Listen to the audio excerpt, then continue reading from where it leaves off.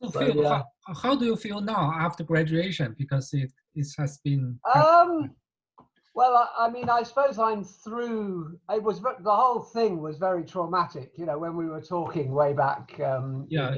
April, um, and then I had to spend the best part of a month uploading everything Yeah, onto digitally, and that was just a pain because it was dead time. You know, sort of. But yeah, no, I'm through that now, really, and I'm still in touch with sort of 3 or 4 groups who are I made the relationships, the friendships when I was on the course. So I've got a group who I'm working. We meet every month on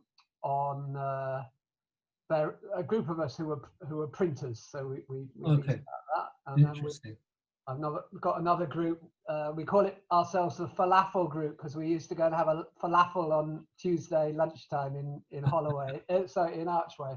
So we've got a falafel group which is about 8 or 9 people, and we meet from time to time. And then I'm involved in Slash Arts, which formed mainly out of the fine arts course. We've got an exhibition on actually in South London at the moment, against all the odds.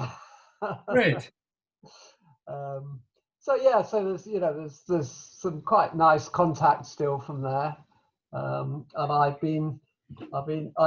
don't know if you know, I bought myself a printing press. Okay. And I've installed it in the garage. Great. So I can do print, etching and so on, up to about relief printing, up to about A2 size. So that's quite reasonable, sort of. Yeah. And you And then still I make myself projects or whatever. Yeah. you still do painting, right? Sorry? You still do painting, I believe. I do some painting. Yeah. I've been doing some painting, and I've carried on since about May, I think, or ish. I don't know. Susan, Susan, the tutor. Yeah. I had a tutorial with her, and I was sort of, up my wits' end because I didn't know what to do.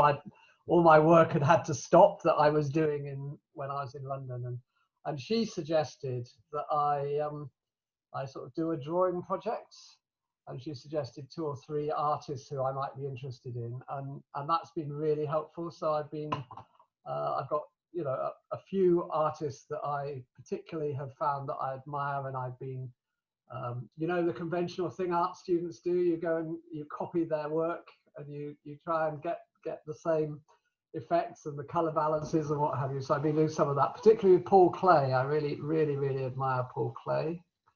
I love him too. Yeah. So I also like the painting you did. Yeah. Borrowing some of his style. Yeah, exactly. Well, I've been going on doing more of that, and I've been printing. I've been printing our Christmas cards.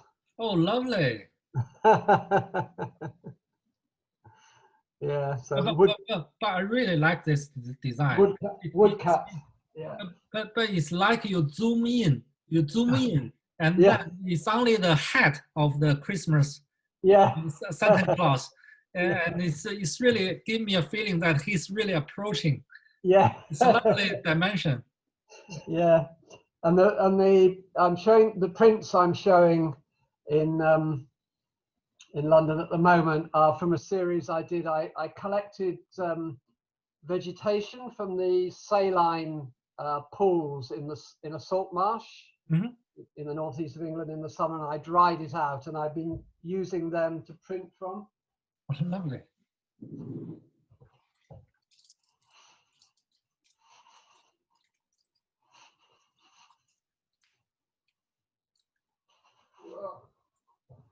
A couple of examples. Yeah. Lovely.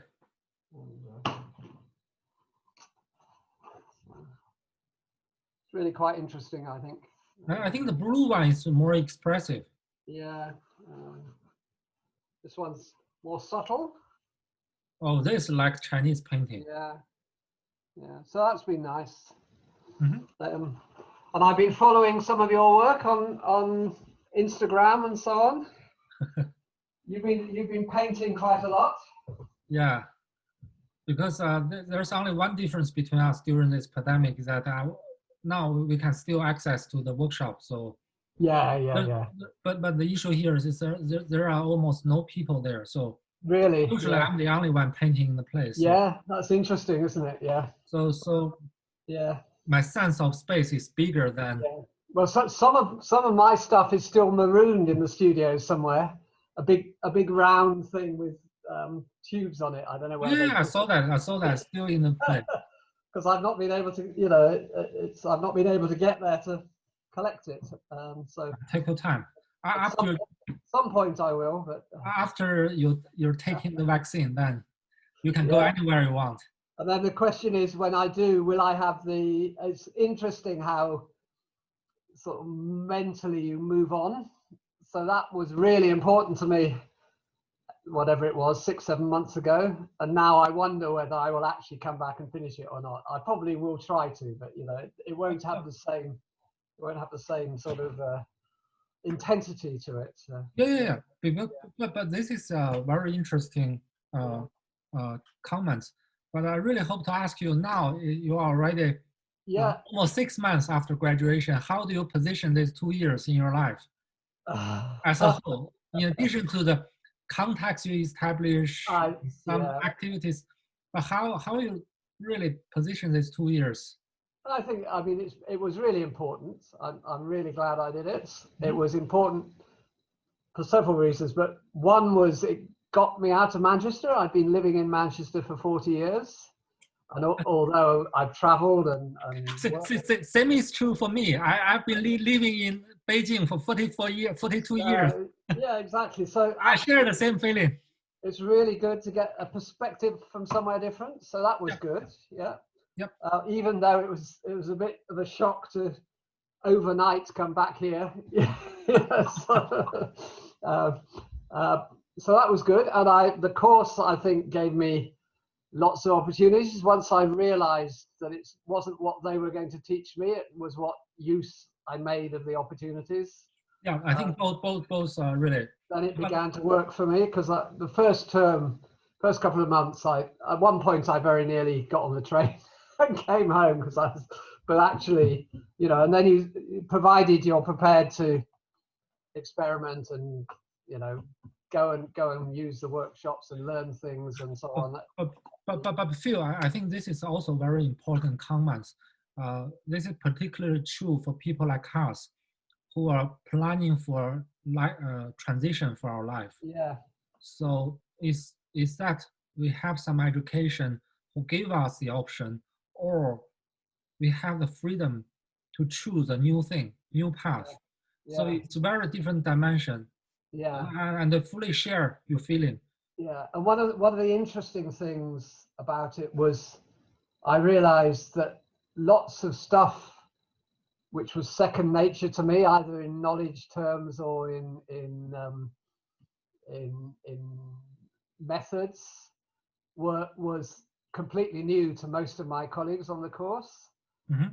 And they had the knowledge and the methods in art practice, which I didn't have. So I had sort of a whole set of life skills and work skills, and my knowledge of the environment and community work and stuff was way beyond most of them. And then many of them had a much deeper grounding in art practice. So that was just really interesting. And it, sort of, and once I realized that, so I think I've been able to help some of my fellow students who wanted to engage in communities, wanted to try and use their artwork to change things. I feel I've had something to offer them, and some of them have had a lot to offer me in terms of practice and process artistically. So that's been good. Yeah, I think again, what's a bit difficult now is that I can't really, in a big way, re-engage here in Manchester, because we can't we can't mix. So, you know, that's been quite strange. You know, so I thought when I came back to Manchester, I might try and get a studio. I might, you know, I would revisit some of the artistic, what do I call them? I mean, Islington Mill and Rogue Studios, places where artists congregate. You know, I would sort of re-establish relationships with them and so on, but that's not really happened because it's not been possible. They've mostly been shut. So that's been a bit strange. But I've been picking up work in the community. And on New Year's Day, we're opening a community gatepost exhibition, which I'm organising, because I kept having these shows cancelled or postponed. We're going to put artwork on we have 94 gateposts in our street. Oh, that's lovely. So we're going to put artwork, up to A3 artwork, for a 3-day outdoor show, socially distanced, outdoors, so nobody can stop us doing on the road, on the street, so it's public. So no one can stop it happening. And I'm hoping that we'll have sort of up 30, 40, 50 pieces of artwork on our gateposts. But Phil, I think this is very interesting because when you say this, you remind me your research. Yeah. To look at city space differently. Yeah, exactly. But now you narrow down just to the post. Yeah, How we can really position post, yeah. not only for exchange of message, but also as a way of expression and sharing that emotion. Yeah. So I do see how it's really putting artwork into nature. Yeah. You know, because one of the issues for us is making sure that we find a way that it can stand up to the, you know, it's going to be open January the 1st, 2nd and 3rd. So could be snowing, could be blowing a gale, could be pouring with rain, you know, and the work has to survive outside for those 3 days. So. Yeah, because that's also deeply related to your research work, that in your research essay, you clearly mentioned that nature and society are equal beings. Yeah. So this really struck me. Yeah, because this, if you read my essay, I also point out that actually human conscious is just a small part of the space conscious. Yeah. Well, so we are so much human-centered when we develop the knowledge and also experience, which is not true. Yeah. It is really selection. It's a selection of different facts in favor of the reality, in favor of us. Yeah. So I'm doing that, and there's an old, it's sort of 250-year-old. It was built as a house, a small mansion house, and it's now in our local park. And for many years, it was a museum of costume, textiles and costume. And then they had a moth infestation, which started eating all of their collection. So they had to close it overnight and fumigate. You know, they filled the whole building with whatever it is they use to kill moths. You know, so and now they're in the process of emptying the collection to places which are better suited to for the conservation of it. And they're consulting in the community about what the building might be used for, and what's emerging is a creative hub for community organizations and so on. So I've been engaging with them. That's quite interesting as well. So there's stuff happening, but it's very local, places I can walk to, you know. Sort of. But when you say that, because today I just read your essay again. Oh yeah. So when you say that, I do feel the process of this essay writing really influence the way you look at things around with a fresh perspective, especially from the perspective of the nature. Yeah. Well, I suppose what that piece of research work, that paper did for me was it validated what I wanted to do as an artist. Yeah. Because I was really struggling before that. You know, the land artists go out into nature, and they, you know, Andy Goldsworthy and Richard Long and people like that, they do beautiful work, but it totally ignores the human nature relationship. Right, I fully understand what you say. But this concept of an eco artist who is political as well as creative, and who is engaging sort of with and for nature, and not simply doing things to nature, is that was really helpful. Because in your essay you clearly mentioned, I think especially when you say society and nature, how to say, are equal with each other. From the Chinese perspective, it's like you are building up a complementary opposites. Yeah. So it's human, and it's just yin and yang. It's in your paper. Yeah. Yeah. So I think because why read your paper? Well, because your paper also influenced my paper. Yeah. Good. Yeah. And so one of the other thing I did, I've been doing various workshops, and I did one with a colleague from Slash Arts on Chinese drawing or Chinese paint. It's drawing, really, isn't it? So, and that was really interesting, because she took us through how the style progressed from I can't remember the names of the dynasties, but sort of from about 1400 through to about 1800, the style changed hugely, and then she was doing some demonstration of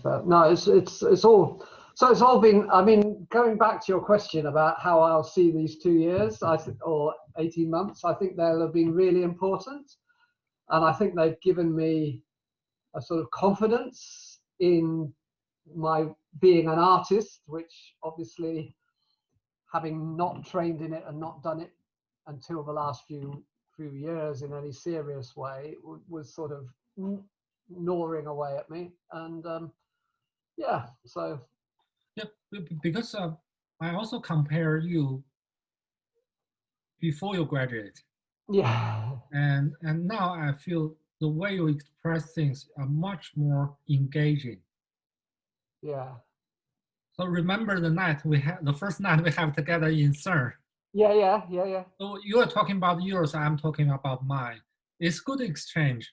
Yeah. But when you say you put paintings around post, it's such an innovative, engaging expression. And when you say that, I cannot wait to go there and see it. Yeah. It's so engaging. So this is the difference I see from you, that all these things are digested, and how a new field resurrect from this. Just 1 second, there's someone at our front door. I'll just be back in a second. Okay.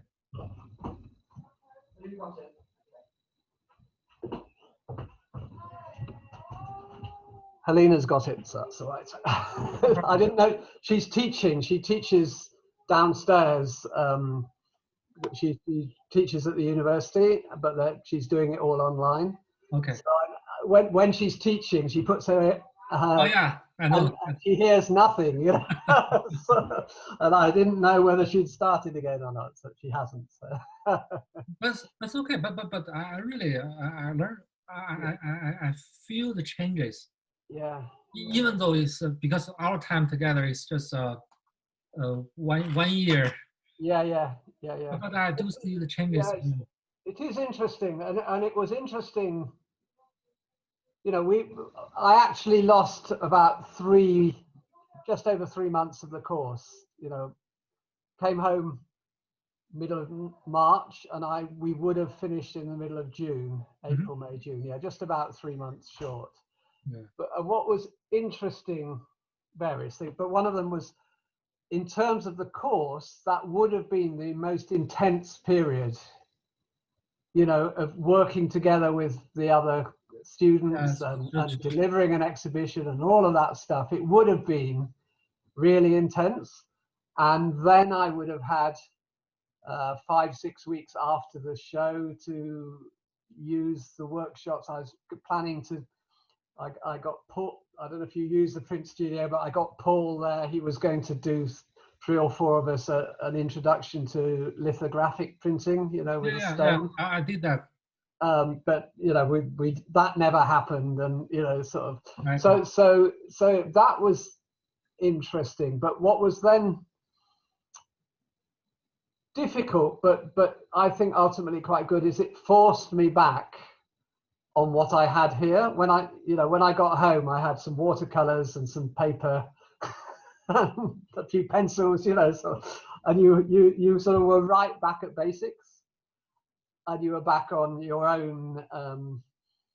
You had to fall back on your own inspiration or motivation or whatever's the right word. So that was, that's probably not been a bad thing in some ways. So what you said is pros and cons, as you were saying, yin and yang. Yeah. But what you said is also very important because you are 3 months short. We are 1 year short. Yeah. No, we were saying a few weeks ago that actually we got off better than you did. Yeah, because although at the time it seemed, terrible to abandon everything right at the end, of course you've got this really challenging time. On the other hand, is it still the case that the workshops are half empty? I mean, you said the studio was usually empty. But workshop are quite engaged because they are not like if you have to apply for a time period in the workshop Right, and go there. So you can only go in for so long, and then you have to come. Yeah. Okay, that's not so good, is it? No. So. But I think I was like I was like you, just go back to Manchester and go back to painting. So I didn't go to the workshops, but actually I stay in the studios. I try different experience, and it's also a path because what you mentioned this is very important is because Central St. Martin's provide us a lot of options, almost endless options. So if you want to chase all of them, you get confused and you don't know who you are and what you want to be. But because of this pandemic, just like you said, you go back home, focus on basics, and look inward. So this is also very important. Well, when I did my foundation year in arts, what was it, 4 years ago, the very nice tutor there that I had, she said, "Phil, you're like a kid in a candy shop. You want everything. I have a bit of this and a bit of that and a bit of that." Yeah.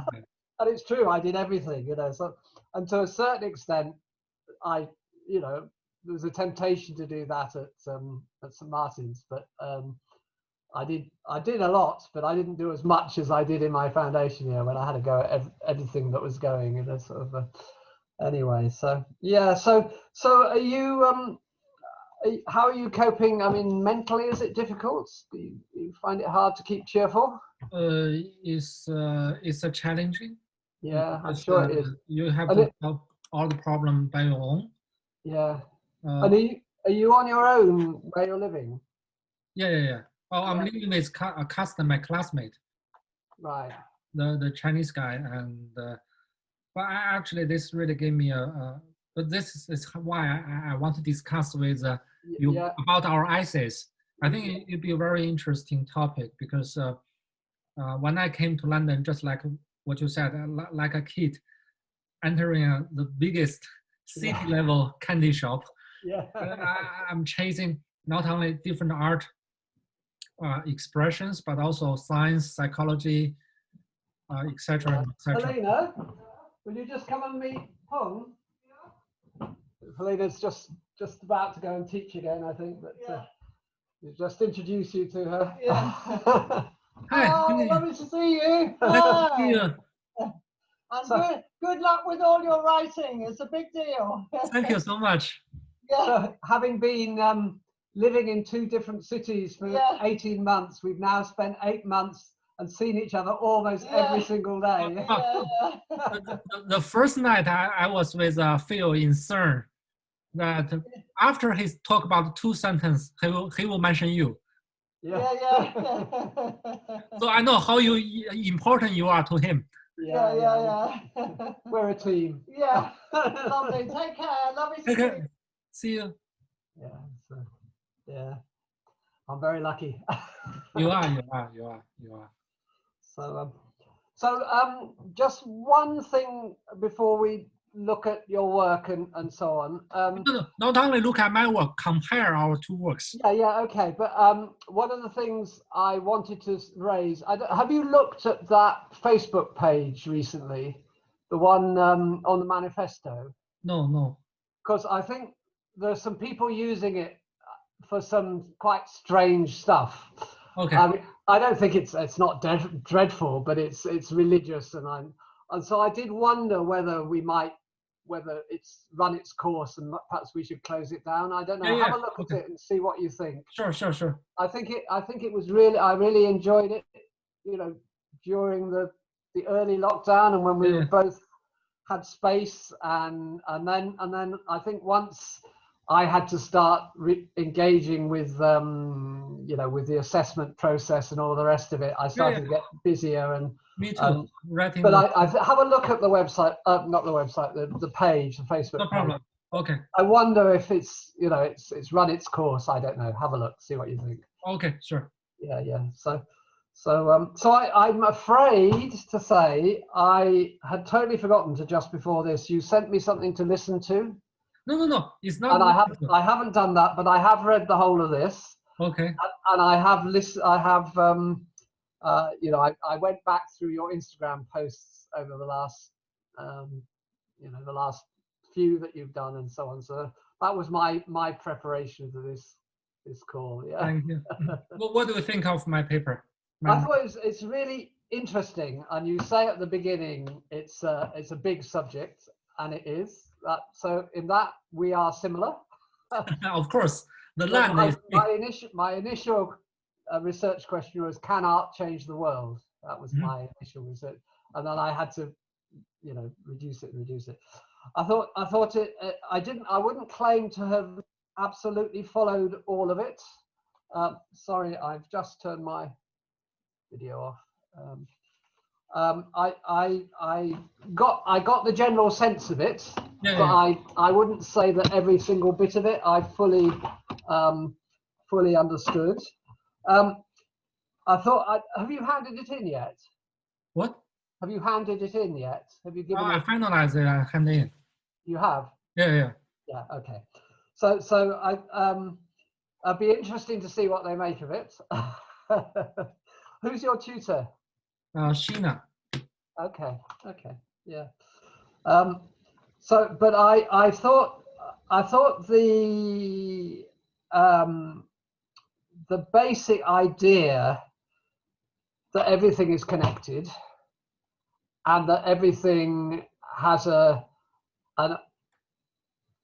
polarity, and that consciousness and matter and energy and so on have opposites. I thought that was really interesting, and that actually uncertainty is creative, and what I understood you to say is that one of the things the artist brings to it is an ability or an approach which is not necessarily fully logical, but actually brings in disruption or makes connections which might not be seen by the scientist and so on. So I thought that was all really interesting. I think we both did that short course on AI, didn't we? Yes, but I did not complete it. I never finished it either, no. But I did the first half of it. And what that left me, when I first did computer studies, which must have been in 1975, four or five, what I discovered was how stupid computers are. And in those days, you had punch cards, and you didn't have pre-prepared what are they called? But you know, bits of programming which do tasks for you. You had to actually type onto the cards everything, every single step of everything that you wanted to do. And what I realized was that if I got something wrong, the computer was completely flummoxed by it. You know, it just It just, you know, and I think they're still the same. So when you look at AI, it's looking for patterns in data, fine, and it can do it a lot better than people can. Mm-hmm. But what comes out of it is only as good as the programming that the programmers have put into it, Mm-hmm. and or the human interpretation of what comes out at the other end. So I'm although I know, and I've just been talking to an AI computer who calls itself Polly. But one of my parcels with my pictures in has gone missing, so I'm trying to find out where it is. And you know, and that pretends to be AI, but it's absolutely not, because as soon as you get to anywhere that's other than what it's been programmed to do. So I think AI is obviously has the scope to take over huge amounts of tasks and so on, but actually I'm not convinced that it will ever be intelligent, and therefore, and the danger is that people who are, and humans are intelligent but have flawed intelligence. So if we used to have a phrase called garbage in, garbage out. Have you heard that one? Mm-hmm. You know, and that's my worry about AI. You put in bad programming, or you don't anticipate all the things that might come about while it's running, and you get garbage out again. But you will tell me, I'm sure, that I'm being we have a phrase here, being Luddite. Do you know that one? No. So when the spinning jenny, you know, the first time there were mechanized looms for textiles, there was a rebellion, if you like, or an uprising led by someone called Ludd, Mm-hmm. who went round the newly established textile mills, smashing up the machines. Mm-hmm. And so Luddite now means somebody who is against new technologies, or it's come to mean that, you know. Sort of. Yeah. But one thing I hope you have a look is called a social dilemma. It's in Netflix. It's talking about how artificial intelligence are influencing our life. Yeah. I can share with you through WhatsApp. It's really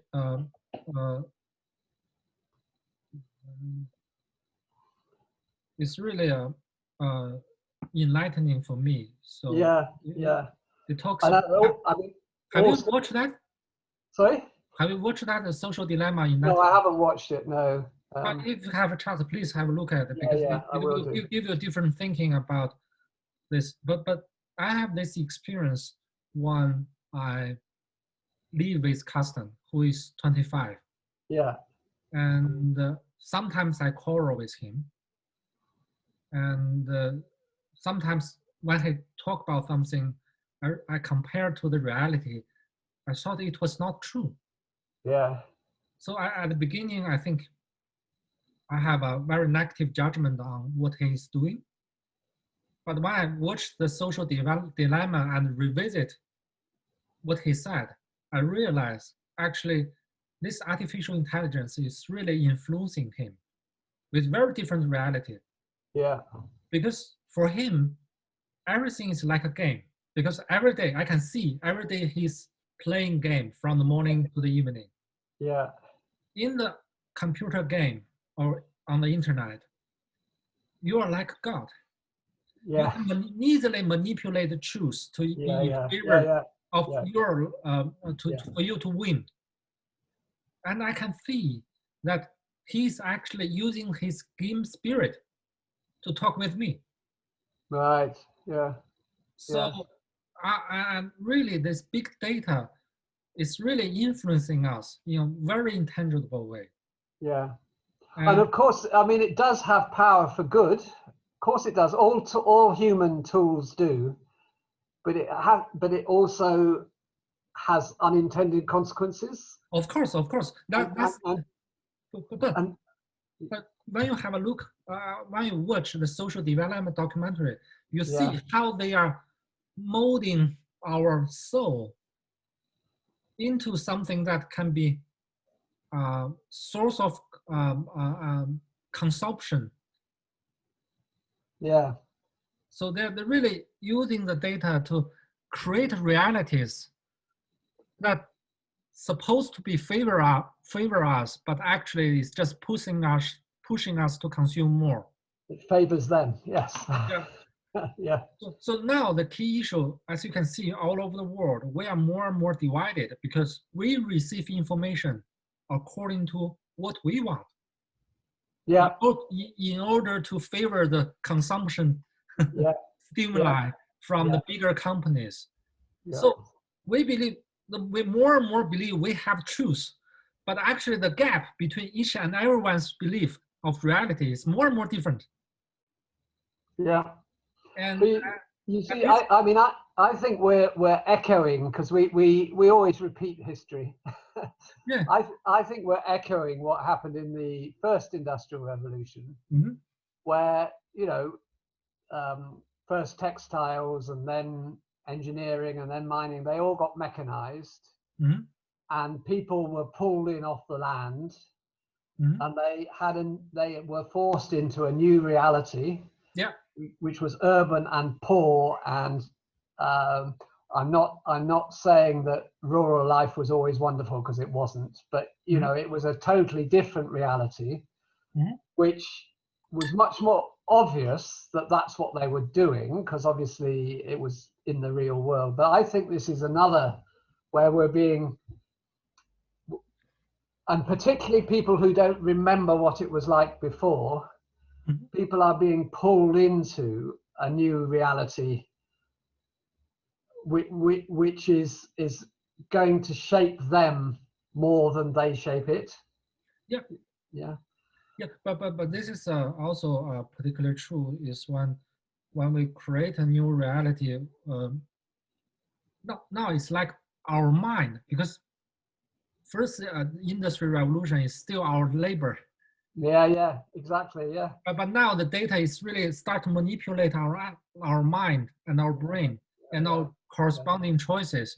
Yeah. And now, because so, now, I mean, you go back to Marxism, you know, the means of production, capital, land, and labor.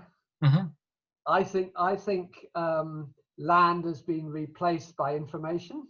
Yeah, I fully agree. So you've got capital, information, and labor. You know, sort of, and or data rather than information. Data, I should say, because information implies an intelligence to it.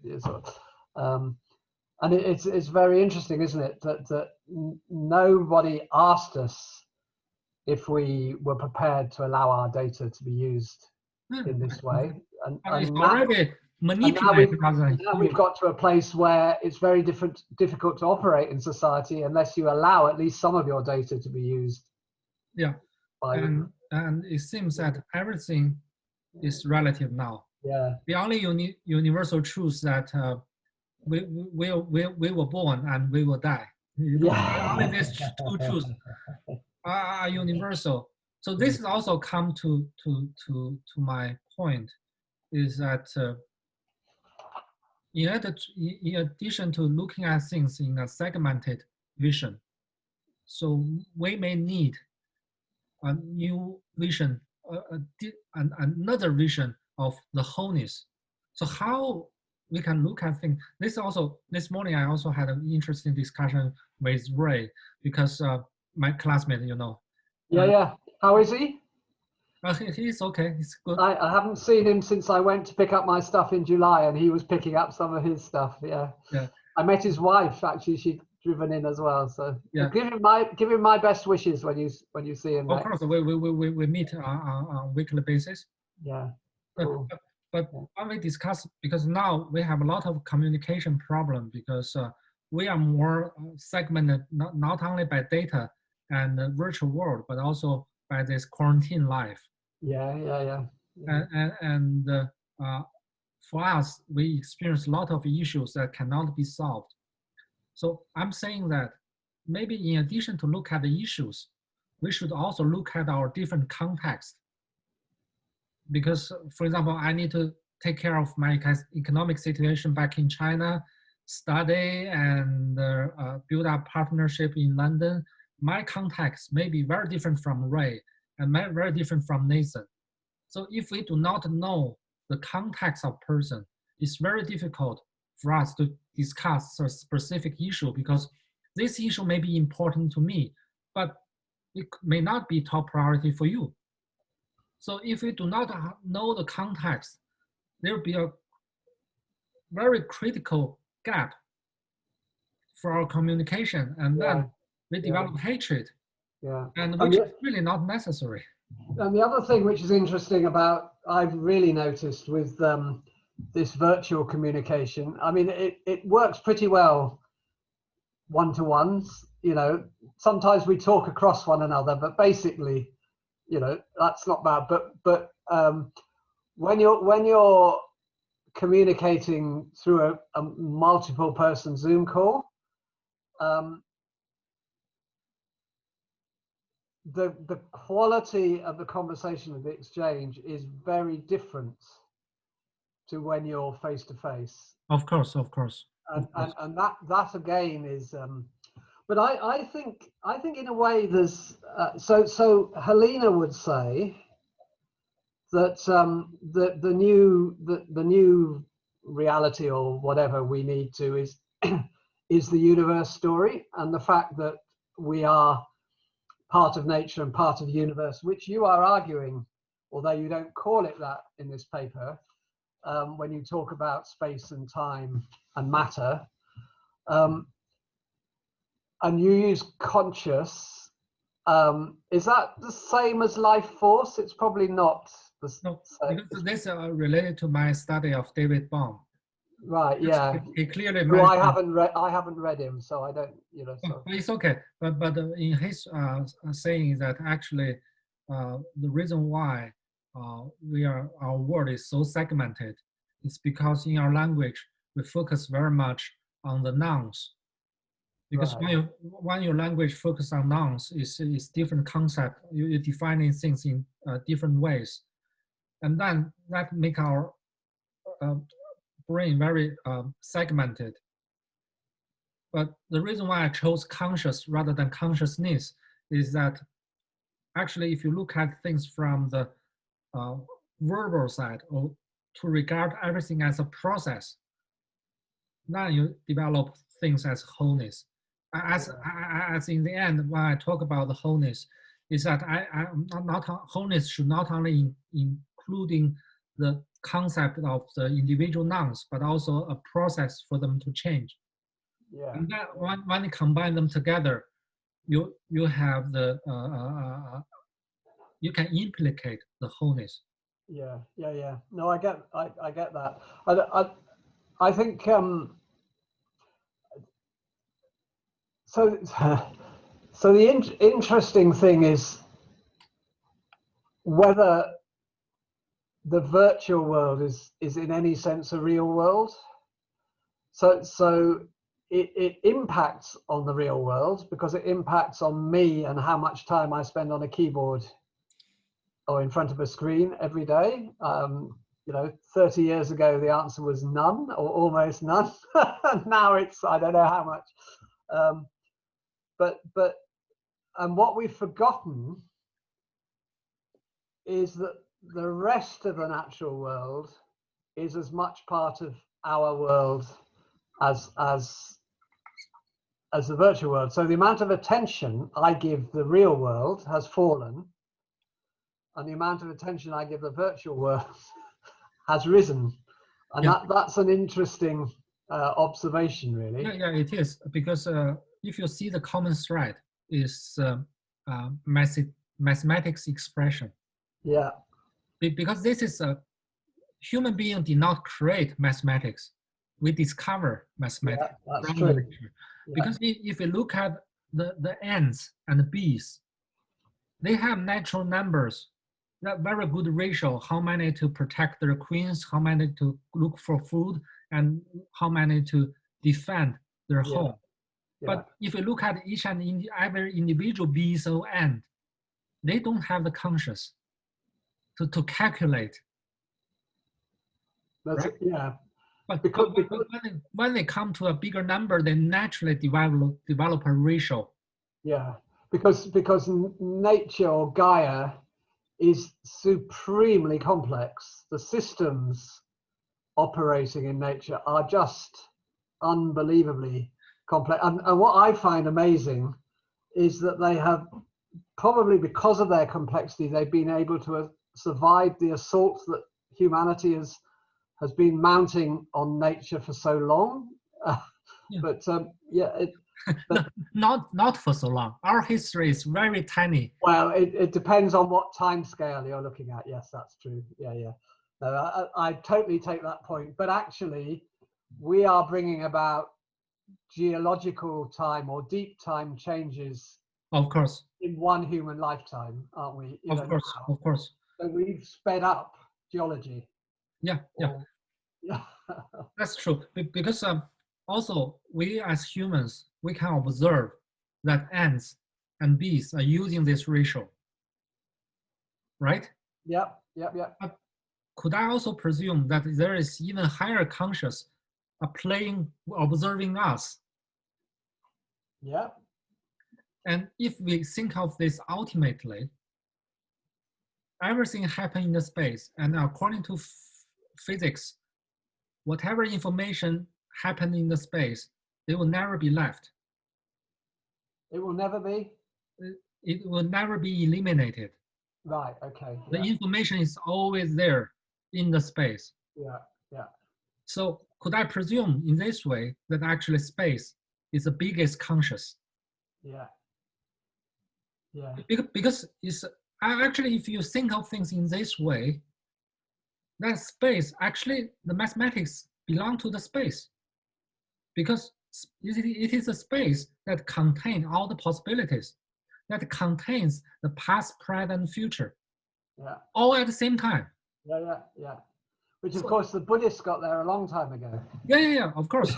It's not new, but actually the way I'm writing this essay is that if I because this is profound thing of Chinese thinking. Yeah. Because our philosophy, fundamental presumption of our philosophy is that this world derived from a void, and it is a continuous changing process of evolution. Yeah. But for the Western philosophy, it's always the world is start from something that you constantly overthrow and re-establish new things. Yeah. I'm not saying which is right, which is wrong, just different choice of the path of thinking. So, but if I directly say this to Western people who do not have corresponding context, they will not understand. That's the reason why I'm really feel lucky that I study art and science. Yeah. So I studied quantum physics, I studied psychology. So if I compare two choice of trajectories of thinking, it's very difficult to compare because people have different context. So that's the reason why I'm selecting concepts from quantum physics, from psychology, from Young's idea, and from Western idea. I solicited relevant things from very different portfolios to reconstruct a system to explain to you. Yeah. Well, edges are so important, aren't they? Yeah. So the edge between subjects, or the edge between countries, or I always used to say to my boards, sort of the most interesting and valuable projects emerge from the edges. So you're doing something on one subject, and then there's something else on another subject, and there's something else, and then in the middle you suddenly find there's a synergy. Yeah. That means you can do. But Phil, this is exactly how I got the idea of my essay, because I'm studying so many topics, and then all of a sudden something came to me that actually the edge between everything and within everything is a space. Yeah. My theory is not intended to overthrow Newton's idea or Einstein's idea, but I'm trying to identify a common thread. Yeah. So again, when I think of the idea of the wholeness, then I think what can really represent the wholeness. The only thing I can think is a space. So then I came to the idea, what if I presume that actually everything is space, just compressed at different levels? the energy is the first level, the matter is the second level, the conscious is third level. Yeah. And then when you presume that actually space is conscious, a lot of mystery of science became easy to explain. Yeah. Because the way, I think we are the same, Phil. We are proposing that just like Copernicus is proposing that Earth is not center of the universe. Yeah. We are proposing that human conscious is not the center of knowledge and experience. No, exactly. Yeah. That's absolutely right. The only thing I did wonder when I was reading your paper, because Einstein has a space-time continuum, Mm-hmm. and space is influenced by time, and time is influenced by space. Mm-hmm. And I wondered, and I think, as we said earlier in our conversation, time is in the West, it moves forward 1 second at a time, sort of in a line which stretches back 13.6 billion years in the past. But actually, in other cultures, time is much more elastic than that. Yes. Or it can be circular, and then Einstein's space-time continuum, sort of with the Doppler effect and all of that, quite clearly makes clear that time is a flexible context, and what we do in the West is we try and measure it. Yeah. But actually, what we need to do is accept its uncertainty. And I think you mentioned it, but I agree. Space really important, but does time influence space, and space influence time as well? But yes. But if we observe the virtual world, a game in the internet, it is, because it is getting more and more sophisticated. But you can easily go back and forth with regard to time. Exactly. Yeah. But imagine if someday quantum computing is in place, because quantum computing is very different from the traditional computing, because it can self-simulate. Yeah. So if in that case happened, because to me, virtual world is also kind of space, but this space is different from our physical space. Yeah. So that's the reason why I'm trying to introduce the negative space and positive space, the idea of art into science. Yeah. Because this is, again, I'm trying to use the philosophy of Niels Bohr, that to a fact, the opposite to a fact may be a false fact, but the opposite to a profound truth may be another profound truth. Yeah. So I use this idea to go through the histories of science development. And I realize that for each segment of science realities, you're presuming that space is always universal. So what if I introduce this? So space is such a fundamental thing to contain and accommodate everything. So if I propose an opposite to it, it could be, as Niels Bohr said, it's another profound truth. Yeah. No, it's really, really interesting. Have you read? I mean, this is going off on a tangent, but sometimes I think story is really important in all of this, as an antidote to science. Yes, of course. I like the word antidote. Definitely antidote. Have you read Philip Pullman's Dark Materials trilogy? It's aimed at young people, and it's on the television. You'll find it on iPlayer. They're running series 2 at the moment. But could you share the name through WhatsApp? I'll definitely. Dark Materials.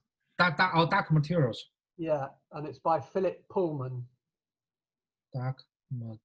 But it's a really good read, but it's also got a lot of very interesting truths bound up in it. And one of them, one of the primary characters has just found that angels really exist, and angels are actually what we call in our world dark matter. Mm-hmm. And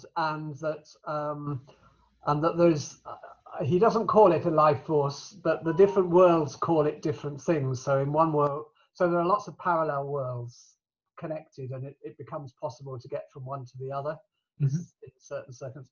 And one world calls it dust, and another world calls it dark matter, and it gets called different things in different cultures. But what I found really interesting, and it relates to this, is that the edges, because what happens is that this dust or this dark matter flows from one world into another when gaps are opened which link the two worlds together. Do you see what I mean? Mm-hmm. I won't say too much because I don't want to spoil the story. Because when you mention the edges, remember, if you imagine the icon of yin and yang, Yeah. One of the most important things is the edges. Yeah.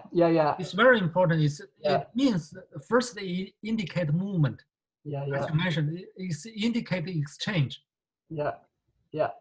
And also it indicates the wave nature. Yeah. Because it indicates everything is in vibration. Yeah. Because this is also I want to discuss, because our information source is mainly from vision, but vision is such a distort of the fundamental reality. Everything is a vibration, because vision give you false information about color and shape. They give you certainty, but actually everything is in certain level of vibration. And this vibration always indicate probability. Yeah. But yes, no, I that's right. And there's endless philosophy, isn't there, about Of course. the relationship between what you can perceive and the real world, and going all the way back to, in the West, going all the way back to Plato and so on. It's but I mean, what the interesting thing about vibration, of course, is the whole of the virtual world is caused by vibration between noughts and one. Yeah, of course. The whole thing is vibration and nothing else. No, exactly. Because this is also go back to the fundamental of our brain simulation. Because the fundamental purpose of our brain simulation is self-benefit. So the brain will let you see only things that could be a benefit or a threat to you. Yeah. Other than that, the brain will simply neglect. I think that, yes, but that's interesting. There's a very interesting short paper called "What's It Like to Be a Bat?" Have you come across that one? No. If you put it into, in the library search, "What's it like to be a bat?" I've forgotten who it's by, but it's about, a bat and a human. Can a human know what it is like to be a bat? Mm-hmm. And of course, a bat has completely different eye. Its eye is structured. Yeah, totally it's very different. weak. It's very weak for their eyes. And then it has this radar system, sending out, bouncing back. And so anyway, it's a very interesting, short, quite provocative consideration. Of course, as humans, we tend to what's the word? We tend to impose human characteristics onto other things, don't we? Of course. And he's really questioning that whole bit, and that's to say, but I mean, it is interesting then, of course, that a bat sees differently to us, and we see differently to a fly, and a fly sees differently to a fish, and all of it, but the same roots. It's all cells and bacteria, and that have led to this enormous numbers of divergence in how perception happens. Yeah, exactly. And then there's the issue of consciousness or conscious and where that arises. And then, you know, for example, some people would argue that Gaia, you know, the Earth system is conscious, and there's a case to be made for that. So it's really very it's interesting, isn't it, that we have got to a point as a species where we have become, I think there's always been an interest in it, and that's where religions came from and all the rest of it. But actually, if we don't get it right, we're going to we're going to be due for our species. You know, I fully agree, because this is already indicated in our history. That I talk to musicians, I talk to painters, they all say that we have run out of ideas for further artistic creation. And this is a clear indication that our consciousness has reached the upper limit of looking at things differently. Because we know the history. If you stop evolution, evolve, the next thing you will be eliminated. Yeah. Well, it's interesting, isn't it? Because until the Enlightenment in the West, I don't, again, I don't know about, but until the Enlightenment, there were no divisions. So if you were an alchemist, you were a scientist, you were an artist, you were a poet. Mm-hmm. There was no division. No, that only arose during the Renaissance. I think we've talked about this before. Yeah. But you wonder whether it arose because the amount of information to be coped with got too big for any one brain to cope with it. Do you see what I mean? Yeah, of course. And that led to us going down this separation, and it actually turned out for a while to be very productive. Yep. But what it failed to do, if you don't see the whole of the picture, you can solve each bit of a problem. But if you don't see the whole of the picture, you don't see the whole of the problem. So you're only solving, and often you're making it the whole problem worse. But that's the reason why the first sentence in my essay is a propose how we can think of things as a whole. Yeah. And can we? And that's the interesting. Profoundly, we think we are playing the reality. But if you think of things fundamentally, actually the space conscious is playing us through its mathematical language. Before the artificial intelligence, it may be the idea of money. You know, that's way space is playing our conscious through mathematics. And then now it's the data. It's much more in-depth involvement in our everyday life, in our soul. So I'm just questioning who is playing who. We feel that we are playing the reality, but that's not totally true.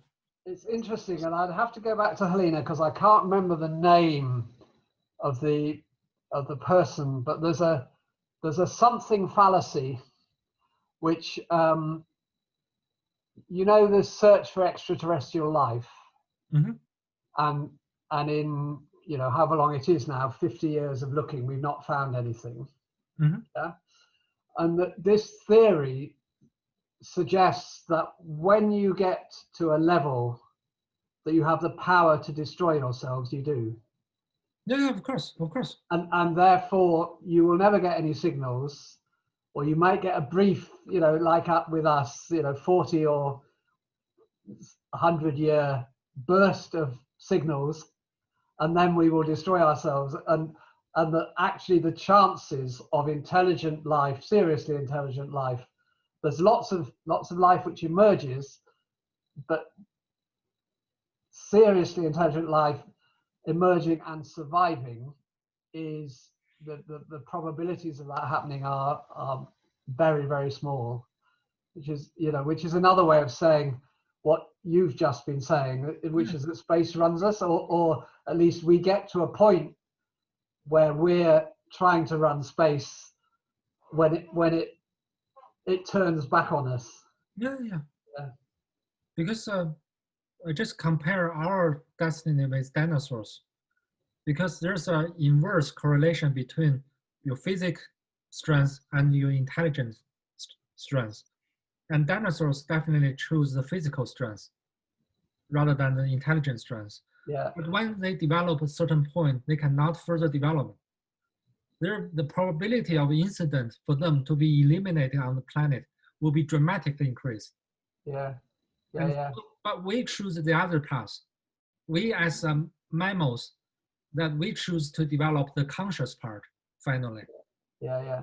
And now we are looking at reaching our upper limit, because the reason why there's 86 billion neurons in our brain, but actually physically we cannot sustain this number of neurons.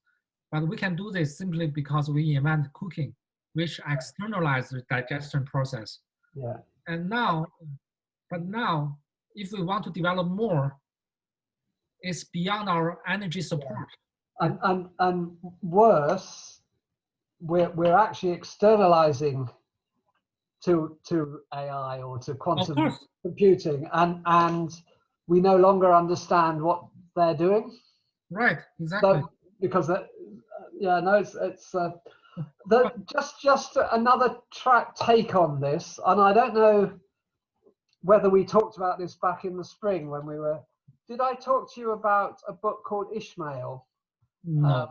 And I'd have to again find the author's name, but he propounds a division point in the development of the Earth and humanity. When we first got settled agriculture in the Middle East, was it 14,000 years ago, whatever it was? Yeah. And what his theory is that the whole of nature are levers. That is to say, they take from their environment, they take from other species, they take from exactly what they need to survive.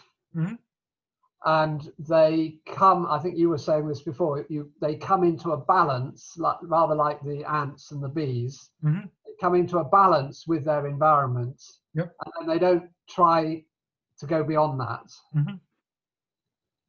Once we had settled agriculture, you began to be able to feed more people than the nomadic environment allowed to be fed, because you increase productivity and so on and so on. And that we then became takers. Takers take more than they need in order to, they take more than they need, and they constantly take more than they need because they take the limit off their growth. So instead of like the ants or the bees or whoever stopping when they get to a balance, we cut down some more forests to farm some more land, which means we can increase our population by another 5%, which means we can cut down more. Do you see what I mean? So he's got this very interesting idea, and he postulates. Do you know the story of the Garden of Eden? Of course. So he postulates that was actually a story which was written, probably not written, spoken by the levers in the Middle East when the takers began to take.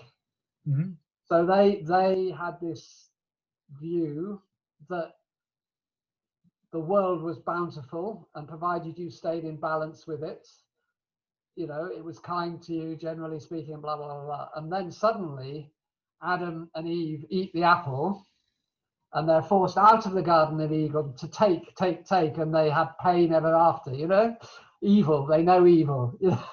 So the theory is that whole story, that myth, was written by the people who were being pushed out by the very early agriculturalists. So, and I just think it's a very interesting. But again, it's very interesting topic.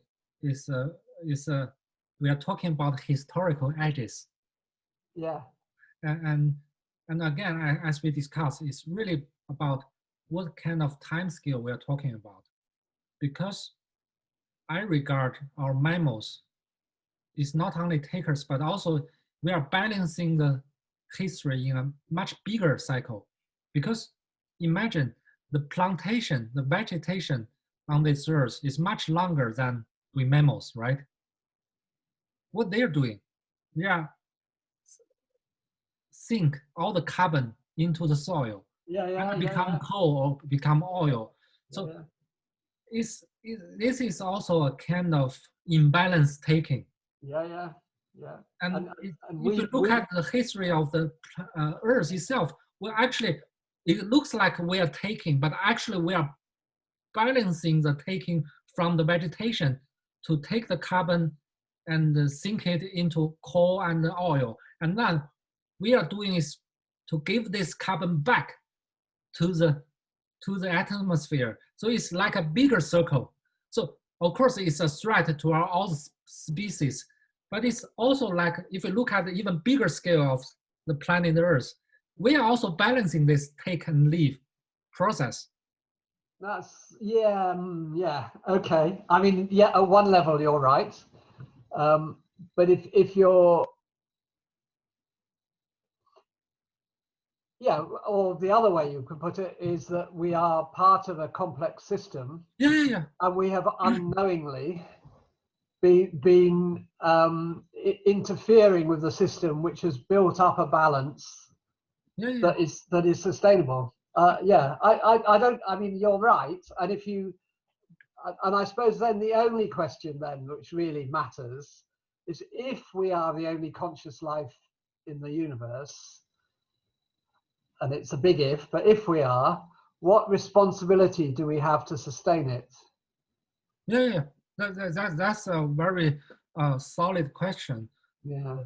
But again, because again, we compare with artificial intelligence, because we are carbon-based intelligence. But artificial intelligence is artificial intelligence is silicon-based. It is far from the level of our conscious. But still is, but as you can see, the contrast, the speed of development of artificial intelligence is much more faster than our intelligence development. But if this gap is big enough, sometimes they will take over, right? Well, it depends. Going right back to the beginning, it depends whether they're stupid or not. Exactly. But at least that's also in my essay. So it's very important for us to propose a bigger conscious. We're just part of. And also there's organic and non-organic conscious. No, and if you take geological time, universe time, then clearly this Earth was entirely inorganic. And then gradually it became more organic, and then it became just this little strip around the outside. It became much more heavily organic, sitting on inorganic, and it will go back to that if we. Well, there are three possible options. One is that we get our act together, we cut our carbon, and we actually find a way of restoring a balance. Second one is that we disappear, but there's still enough time left in the sun to allow another round of evolution to happen, and or the third one is that we become like Mars. But that's exactly what I propose in my science fiction stories. In the appendix, because it's such a philosophical choice. I'm just curious how space will choose. Yeah. Tell me about your father, because he suddenly appears. Yeah. Because There's an appendix about him, and tell me about him. I remember you saying he had influenced you hugely. yeah, because he's an oil painting professor in Central Institute of Fine Arts in China. Yeah. He is also curious about getting inspiration from the edges between Western and Eastern cultures. Yeah. So I think, as you can see from our discussion, I'm so interested in playing between the different edges. I think, and also he also influenced me a lot about this artistic expression. Yeah. It allowed me to develop my own human nature first before acquiring these different skills. Which is very important. Because I read this science fiction, I really hope that my father could be part of this essay to remember him. To thank him for all inspirations he shared with me when he was still alive. So and in one of the stories you meet your father, or So that's also my explanation is how I can combine different organic memories and non-organic memories to open the space-time memories. So it's also because, as you can see from the first science fiction, is quite a rational expression. Of this kind, my proposal of space conscious. But the second one, I go to the individual level, is very emotional expression. And I thought it was much more interesting, if I may say so, the second one. Because it was combining the two. Because that's also because before talking to you, Phil, I talked at least with 10 artists and 10 scientists about my essay. Right. Okay. And I also share with you a website, and I think you can also share your essay on that platform, because in that platform you not only can share your essays, but also you can initiate discussions. The system will naturally send your essay to people who might be interested in your essay. And when I share with my essay, I found so many interesting art science people all over the world really read my essay and give a very constructive feedback. So you can have a try too. So it's kind of why. So what's it called? I share with you in WhatsApp. Okay, lovely. It's called Academic UK. So I thought that you give your father says, follow your heart and find true beauty in your own life. I have never left. And I think that would be what the Western mystics would all have said. I mean, it's a universal, truth. And it has nothing whatsoever to do with science. But it is a truth nonetheless. Because in this, he also mentioned that actually he has already given me all the memories and information through the everyday life and his genes. So you do not need to bother to using science to recreate myself. Because it will create problem everywhere. There's no need. So what happened just happened. No need to try to reverse that. No, it's really interesting. But again, Phil, I really hope that you can also try this wholeness idea, because when I wrote this, I also sense my changes.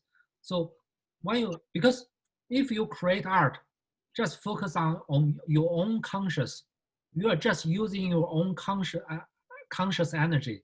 But if you propose our conscious is part of bigger conscious, then you can use a bigger power. I really like this. Brilliant. But this is exactly what you said, how to play on the edges. Yeah. Because you see, I try to extend the edge from Yeah, from a paper to a board, from a board to the walls. Yeah. No, Because, I love it. but because the way I paint is because I include the distraction part into my creation. Because Right. why I painted it, I know I cannot own this painting.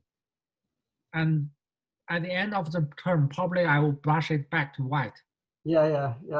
So because why I do that, I realize there's a lot of things in the boundaries of a painting. Because if it has a boundary, then I can sell it as a product, or I can get recognized academically. So on the edges, there are so many concepts.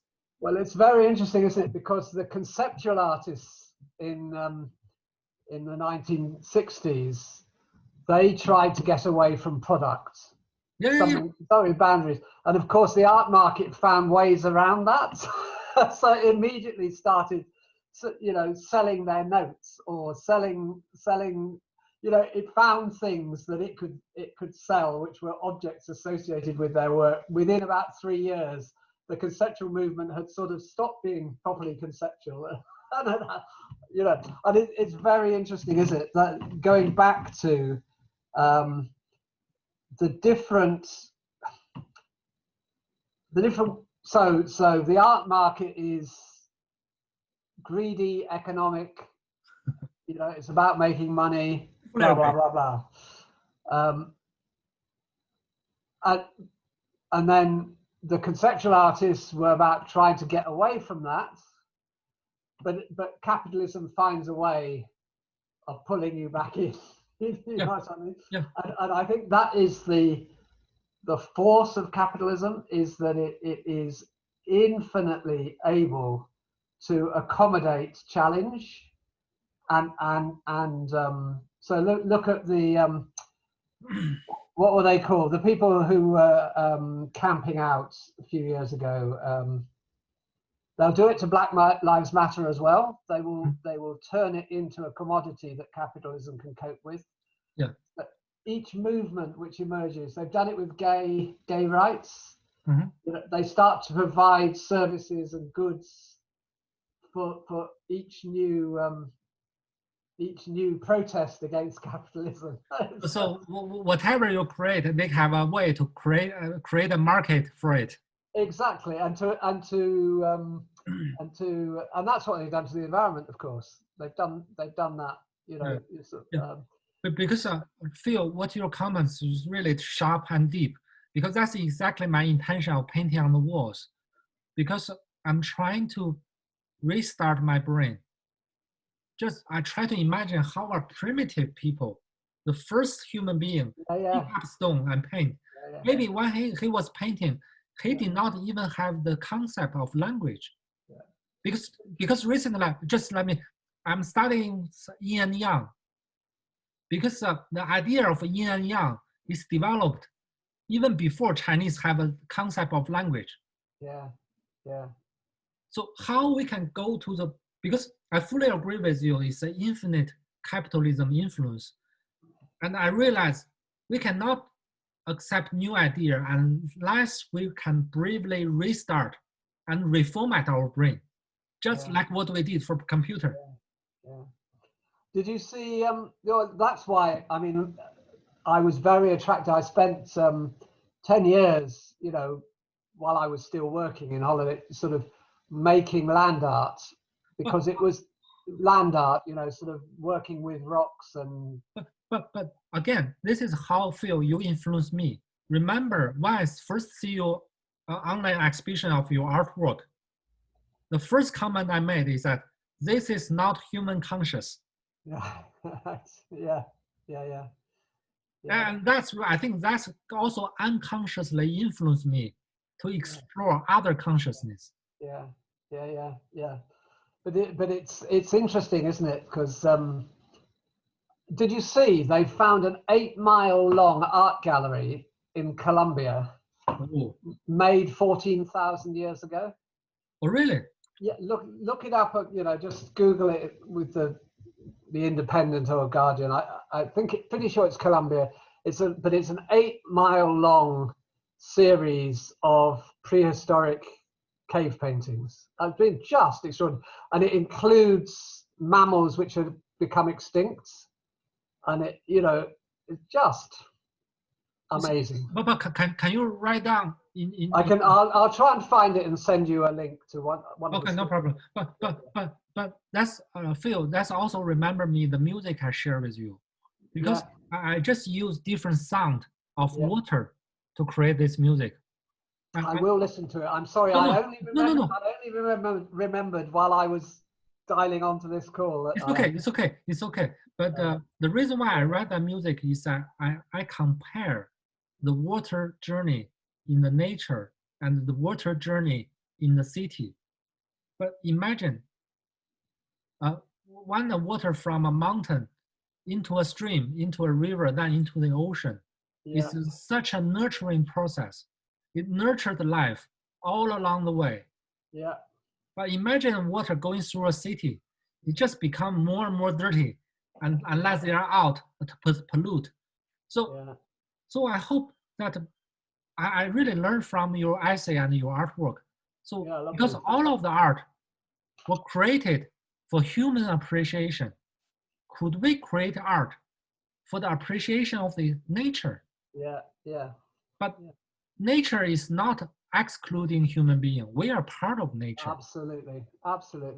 Yeah. So could we create art that can nurture the nature rather than just to satisfy human being? Yeah. I'm curious how capitalism can market this. Yeah, well, if we can market this, maybe we can have a better way to solve the climate change issue, right? Yeah, well, I mean, they're trying, but I mean, the interesting thing about the market is, or no, put it the other way around.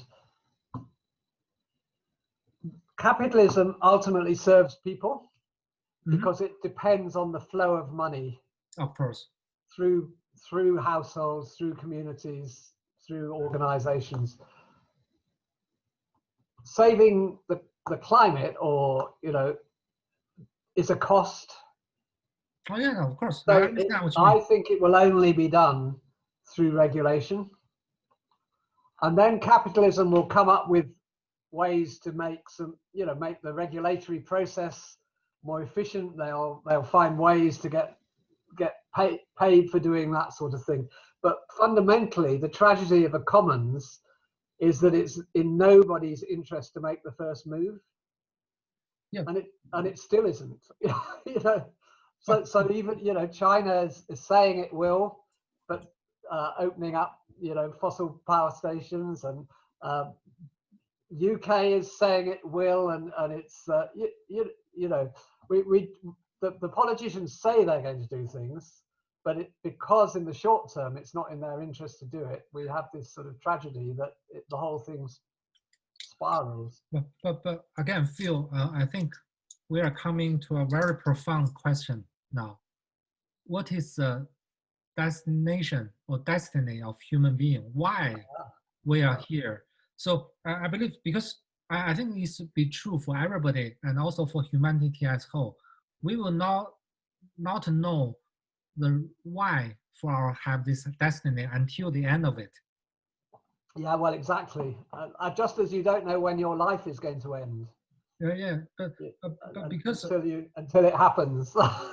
yeah. So. Yeah. But it's no, I was going to say something, but it's gone. Forgotten. Take your time. Yeah, no, it'll come back if it's important. Yeah. Because I think I'm a little bit concerned is that we're beginning to see our destiny. And what does that mean for us? Yeah. So as a whole, because it's I think two track. One is that we are more and more merged into this big data artificial intelligence system. We are more and more digitized. On the other hand, is this climate change and really put us at the edge of a cliff. Yeah. Just like your manifesto said, that we are already overused the resources from 1950s or.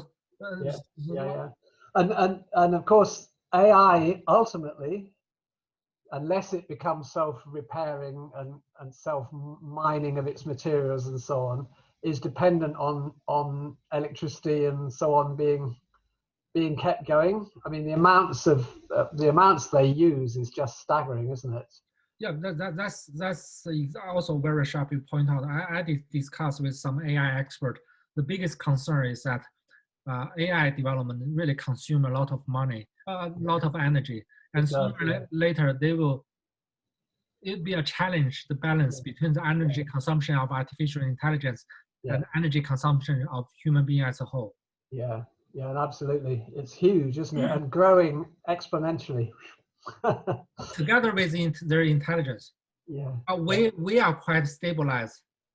Yeah, no, exactly. Yeah, and even really in some areas beginning to go down, which is good. But you know, yeah, it's especially for China and for Western country as well. It's a dramatic decline of population. Yeah, it's coming. Yeah. Well, it's flattening off, isn't it? Definitely. Yeah. The population. They reckon about 9.5 billion is probably where it will flatten off, if nothing else changes. Because at least for China, is a big concern of demographic structure due to the family planning policy. Yeah. It's interesting, isn't it? And I mean, in the UK, the population has gone up a lot, but that's because of immigration, not because of domestic production. As it I think this is the biggest issue for Brexit, right? Yeah. Don't get me. Don't. I'm all depressed again. It's brought it all to the surface. It's so it makes me so ashamed. but again, Phil, it's a profound context issue. I fully understand, because this morning I also discussed with Ray. He was unhappy with Brexit either. But fundamentally, Phil, this to me, to a Chinese, this is really good news. Yeah, no. Because you need China more. Well, I mean, yes, no, it'll be good news to almost everybody else, because we'll be a small, independent, powerless. I mean, I think we'll lose our seat on the Security Council, probably. No, you will not, because I think it's everybody still appreciate. I wouldn't be surprised if we did. Why would we keep it? I suppose if the Commonwealth stays supportive, we might, but you know, we're just giving up all of our soft power, all of it, you know. Sort of. Yeah. But anyway, Phil, you will have more Chinese friends. Yeah. And the worst, yeah. Anyway. No, what I find so difficult is it just runs counter to the whole of my life as I've lived it. I've always welcomed, contact. I've always felt that we should be open. I've always felt societies are stronger if they're not sort of inward looking and closed. Mm-hmm. It just goes against all my instincts, and I can't believe that more than half of my fellow country people would vote for it. Anyway. I really understand you, but fundamentally, if we go back to the essay, I think the most profound thing of my exploration of my essay is that I found faith. Because the most difficult thing for a Chinese is to find his faith. Yeah. And study Buddhism, Christian, and even Muslim, Islam. I respect all of them, but faith is very personal thing. If you don't believe it, you don't. Yeah, exactly. You cannot lie to yourself that you believe in faith. But after writing this essay, I realized I established a faith, new faith, and I believe in. Yeah. It's an amazing process for me. Yeah, that's interesting. Yeah. I guess for me, I've never found a faith really, other than wanting to preserve this wonderful biosphere we've got. That's my faith. but again, this is because now I think even for the faith, it has different concepts, because you want to establish a faith in the nature, and we are a part of it. Yeah. So I want to establish a faith of space conscious, and my conscious is just part of it. Yeah. So I think if you look at us together, it demonstrates our demand for embracing the wholeness. Yeah, no, absolutely. Yeah, no, I agree with that. And I think for me, and going back to values and so on, that almost the most important one is respect. Yes, of course. If you respect other people, if you respect nature, if you respect the planet, you know, you don't do the sorts of things that we've been doing to each other or to it, you know. Yeah, of course. So. That's also my point in my essay, but also, and we also represent a profound transition stage in all of the histories in our humanity, is that we need to go back to the nature to remake the choice. Yeah. Anyway, I'm going to have to go shortly, but that's been really nice. Yeah. Really, really good to catch up again. It's been a few months since we have, so you know, I'm glad to hear you sounding motivated and motoring. Have you started to think? Will you have a degree show? Do you think next summer? Nathan said maybe in April we'll decide. Right. Okay. But if I think if vaccine is going well. Yeah. So what work are you thinking that you'll take forward in the next few weeks and months? Oh, I have a crazy plan. Good. Because now I have a student team. I'm also provide consultation service for Chinese students. Right. I have a PhD student for music. I have a master degree student for sculpture and performance, and MBA for music promotion. And they are great students. Right. And now we are formulating an artist team. If we can jointly create something, cool. As cross-cutting, we are learning from each other. Lovely. And because we profoundly compare how we do get the inspiration and create the art. So it's very interesting to compare the different process. And the most fundamental thing is still allocation of space, time, and human nature. With those things. And you'll only get that through collaboration. Yeah. And I plan to have three things. One is a painting, a joint painting with another artist. Yeah. And also I write another science fiction. Yeah. Saying that the world is become a quantum conscious. Yeah. So quantum computing develop its own self-conscious. Yeah. And he's winning over all the fields except for art. Right. Because the quantum conscious is so strong, they can beat us easily in science, economics, and politics. Right. We become a slave of data. And then simply quantum conscious think art is useless.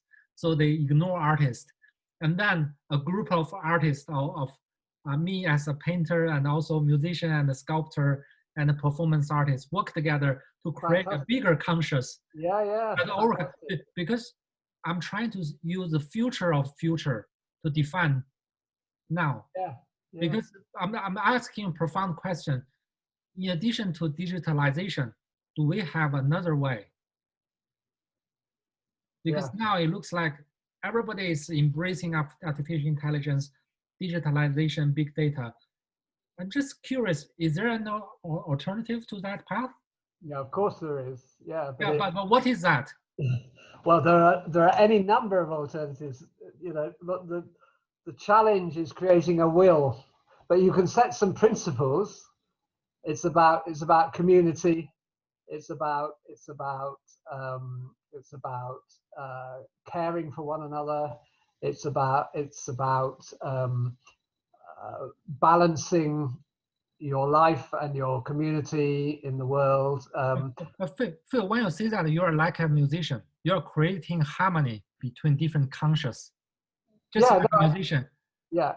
So I don't believe cultures are created; they emerge. Yeah, that's better way. But what matters is the intention. Yeah. Or the direction or the values, whatever you want to call them. So you know, I mean, we could be stopping. with common will, we could be stopping Facebook and Google and Amazon in their tracks. Mhm. You know, we would just regulate them properly. We would just apply the tried and tested anti-monopoly principles, which worked in the end in the 19th century. They worked again in the 20th century. They would work now. You know, you just make people responsible for behaving well. But again, this is also related to our ultimate question: what is the destiny of human being? Because you know, this is a strength of artificial intelligence, like it or not, because they are naturally connected and they have the idea of the wholeness. When we human beings become more and more segmented, and how, just like you said, how we can create a new will that connected us together.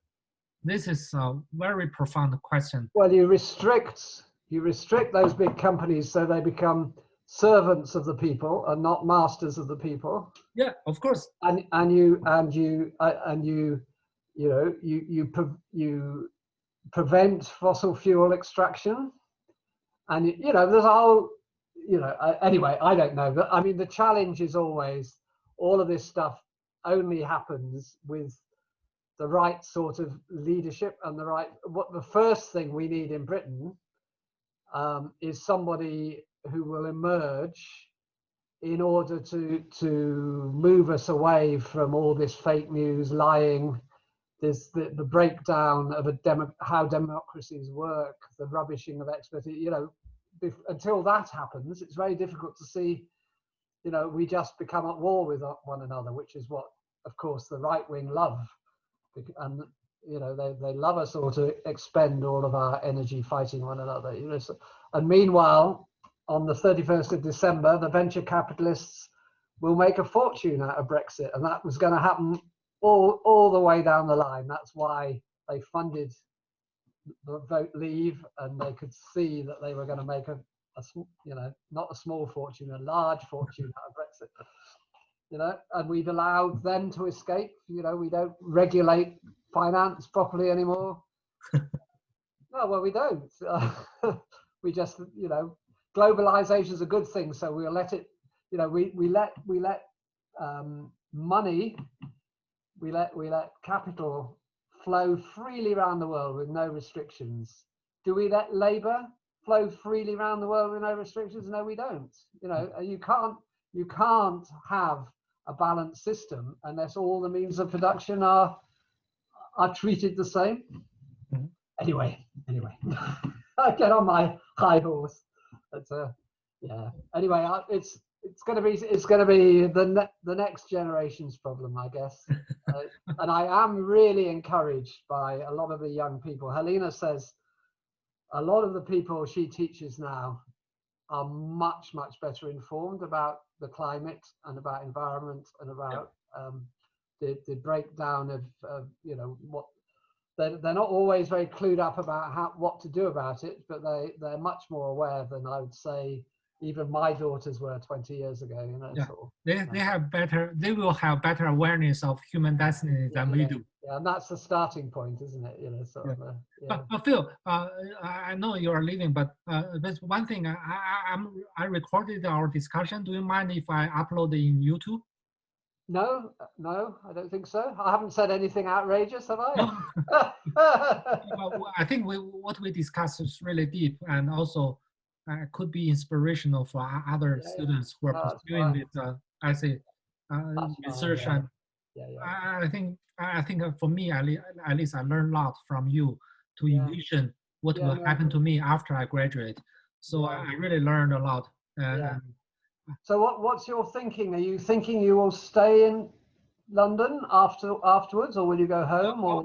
Of course, I think if I just studied here for 2 years, it's really inadequate. So I think with several years of working experience will make me more valuable, both in London and also back in China. Yeah. Okay. So you expect to be here for a while longer, but find a job here? Yeah. Good. Yeah. I Well, will when continue the dialogue with you. yeah, well, when I can come down to London, or you can come up to Manchester, you know, you'll be welcome to come and stay. You know, Yeah, yeah, of course. I look forward to see your artist community. Cool. Okay, well, lovely to speak. I will try and send you a couple of things which I said I would. Okay. Yeah, and So I'll upload our discussion on YouTube and share the linkage. yeah, yeah, cool. Okay. Okay. Cheers. Cheers. Thank you so much, Phil. And have a good Christmas, good New Year. Yeah, Merry Christmas, Happy New Year. Yeah. Cheers. Bye. Bye bye.